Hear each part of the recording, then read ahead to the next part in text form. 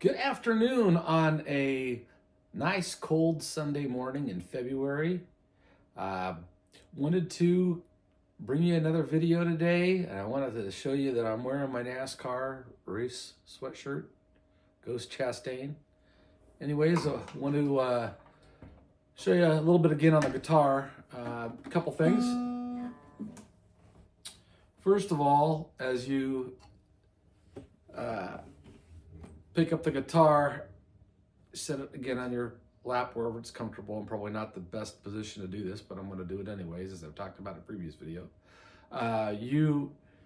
We talked before about understanding what the strings are. Sometimes people will call the top one 6, 5, 4, 3, 2, 1, all the way to the very bottom one. And then 0 is open, where you don't play anything with it. You've heard me talk about that. So if I say there's an open, sometimes I call it a 0. Now, one thing that really helped me is to get shapes in my head when it comes to the chords. I play a lot of chords. And so when you talk about learning a few good chords to know, E minor is a good one to know. A G is a good one to know.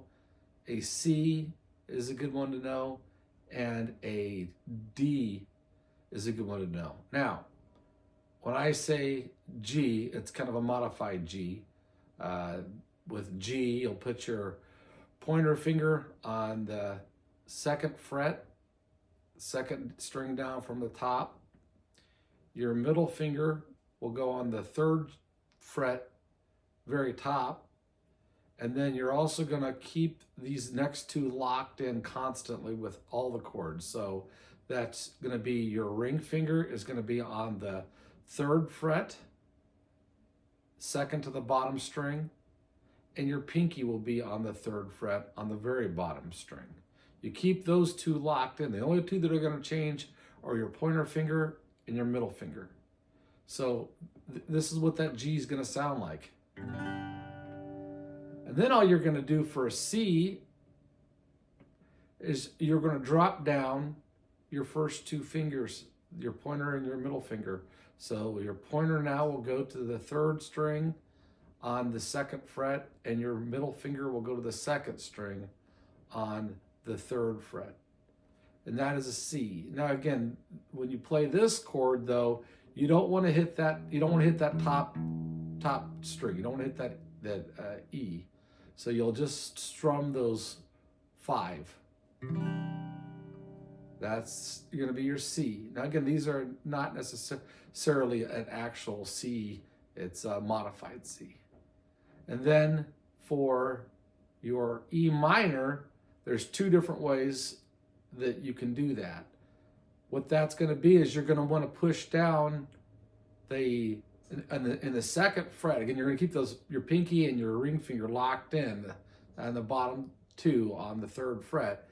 And then you're going to either take your middle finger and put it on the 2nd fret, 3rd string down, and then your pointer finger will be on the 2nd fret, 2nd string down. That'll be an E again. You'll want to just strum those top 5. Okay. Now, if you don't want to use 2 fingers, which I usually don't, your fingers are big enough, you can take and push down that 2nd and 3rd string with 1 finger and strum. Okay. But you're going to always keep that pinky and ring finger locked in. Then for the D, you're going to keep that pinky and ring finger still locked in, and you're going to go to on the 2nd fret. You're only going to use your pointer finger, and you're going to push down on the 3rd string, 2nd fret. So 3rd from the bottom, and you'll play those bottom 4. Okay, that's your D.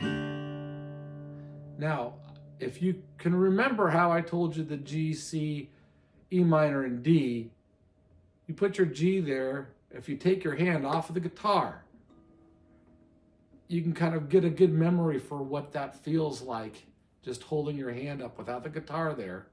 And you'll keep those two locked in, and then in your mind, you can just bring it down a little bit. So you can go G, C, G, C, just by moving your pointer finger and ring finger up and down.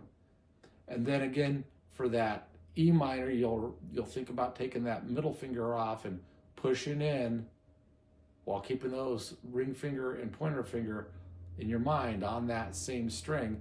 So that's the way that shape would be.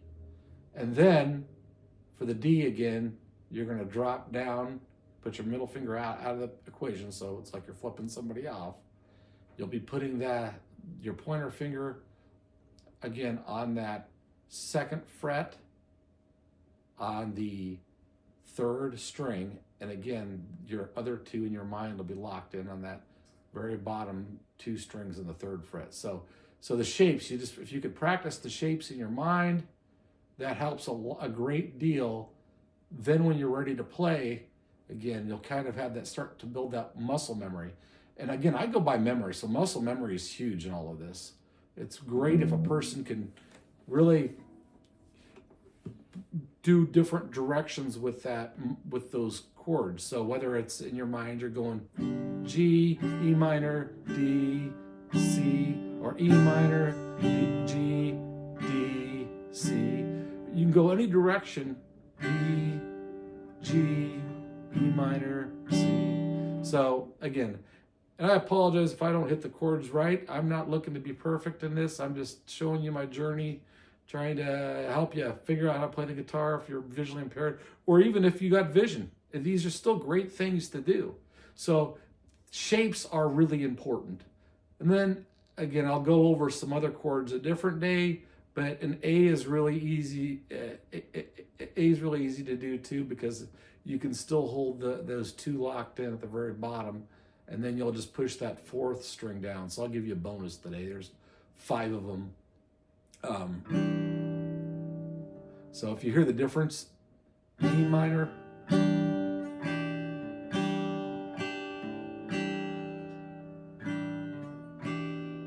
okay. So there's 5 chords. So again, in your mind, if you could practice those 5 chords, the only difference between the D and the A is all you're going to do is you're going to bring your finger up to that 4th string. So from the 3rd to the 4th string. Okay. All right. Well, that's a little guitar lesson for today. As I said before, I'm not a professional, but I kind of pick up things as I go along. I want to share those things with you. So, on a wonderful Sunday, stay blessed and keep on playing.